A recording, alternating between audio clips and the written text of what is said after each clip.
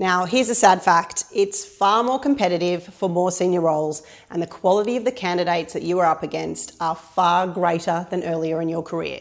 So, how can you position yourself to be the executive of choice? This video is going to teach you exactly how. Hi, I'm Monica McMahon. I'm an executive recruiter, career strategist as featured in Forbes, and co-founder of the Path to Promotion, where we help executives not only find fulfillment doing work they love, but also to help them develop their leadership and strategic skills. Now, this video is part of the interview series and is focused specifically for my senior execs who are currently searching for a new opportunity and on the job hunt. Now, if you are in a junior or a mid-level role, that doesn't mean you need to click away. You can do these things as well, but it is extra important for the more senior candidates. For a mid-level role, in order to be successful and get hired, you pretty much have to do three things. 1, you've got to have good answers at interviews. 2, you've got to ask good questions. And 3, you need to present well. That's going to get you there. But that is not enough for a senior role. Exchanging information and having the right background just isn't enough. There are so many more great candidates at senior levels and the competition is fierce. I often really struggle telling candidates on a shortlist at CEO level that they didn't get the job because in almost all of the cases, every candidate on the shortlist could do the job and could do it well.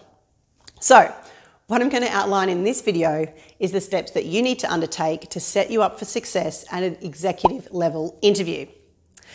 In order to be seen by a panel or a board as a first choice, they need to not only do the things like understand your skills and experience, but your strategic implementation skills need to be understood as well.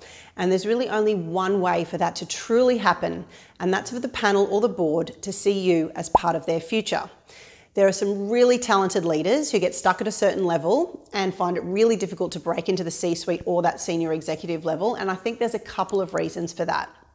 In almost every instance, when I've worked with a really impressive senior executive, one of the key differentiators is that they have a clear goal and vision for their career. Now, that might change along the way and it has to be flexible and sometimes changes based on opportunity, but I always advise clients to treat themselves as if they were an organisation. And an organisation can only be successful when it has a clear strategic direction and goals. Individuals are the same. Now, in previous videos, I outlined how to prepare for an interview and how to answer interview questions in the best way, and that advice still applies here. So if you haven't seen those videos yet, the links are below. You're going to want to watch those. But at executive level, there is one more important step, and that is to start getting the panel or board to see you as part of their future. The way to get them to do that is to imagine what their life and their organisation will be like with you in your role, in that role. So no matter how great your experience is, and remember, other candidates on the shortlist they're interviewing are going to have amazing experience too, if you cannot shift the mindset of the panel from your skills and experience to how you're going to take their organisation forward, it's going to be really unlikely that you're going to be the top pick for the role. So, how do you go about this? You need to shift the conversation from focusing exclusively on your experience into how you will fit into their goals. And that comes from asking really pointed questions. Things like, what does success look like in the role? 3 months, 6 months, 12 months, 5 years? What are the organisation's ambitions? What are the key challenges that you guys are currently facing? And what's getting in the way of helping you to achieve those goals? What is it that the company wants to accomplish? Asking probing questions and getting the answers, you then want to take them through a step-by-step process of how you would help them to get there. So when you're taking the questions, take thorough notes and make sure that you address each and every point, linking it to your experience, but also coming up with ideas on how you're going to make that particular goal or challenge a reality. Often, truly great leaders can go 10 or 20 years without ever having an interview. They've been approached for roles by people who've known them, and they've built a really great brand in their industry, and many of their job changes have been the tap on the shoulder and a conversation. I often meet candidates at really senior levels who are terrified of an interview because they haven't had to develop those skills. Often I will say to clients that it's really important not to pick the candidate that just looks and sounds the best on the day. You want to look for the person who's going to perform best in the role. And one of the good things about senior roles is the more senior the role, usually the lengthier the process. So this means you're going to have plenty of opportunity to demonstrate your strategic agility, your leadership skills, and your personality. So one way to build really good relationships in that first interview is to reference and include members of the panel or board in your answers. For example, Jane, you mentioned that one of the key challenges will be XYZ. While I was at ABC Company, we had a similar challenge, and how I navigated that was, insert answer. John, you said that one of the business's key ambitions was XYZ. When I was undertaking my research on this role, I undertook a bit of a competitor analysis, and I noticed that none of the competitors in this market are currently doing X. This might be a great way for us to innovate and set ourselves apart from those companies and help us to move forward that goal that you mentioned.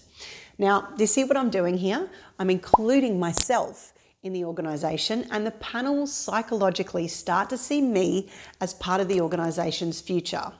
That's also really important. You need to make sure that when you speak, you are always speaking in the context of the organisation and its future. It's far less important to talk about things like how many people you managed or how many groups you were in charge of, rather than the impact that you made. Often CEOs of really large organisations with thousands of people might only have 3 or 4 direct reports. So your focus needs to be on how you lead and how you will lead in this role. Talk about the impact that you made and how it applies to the goal of the organisation that you are currently discussing. Continually making that link will help the panel to envision you as part of the organisation's future. So let's go back to my number 1 tip. Spend as much time as possible talking about the organisation's future rather than your experience in the past. But you need to make sure you link your past experience, but framing it in a way to demonstrate to how you're going to be a strong contributor to this organisation's future success. So I hope you found this video really valuable. Could you do me a huge favour and give me a thumbs up or subscribe to the channel, because this helps the overlords at YouTube know that the content is good and helps other people to find our videos. Now, this is part of the interview series. If you haven't watched the previous videos, you probably want to do that now.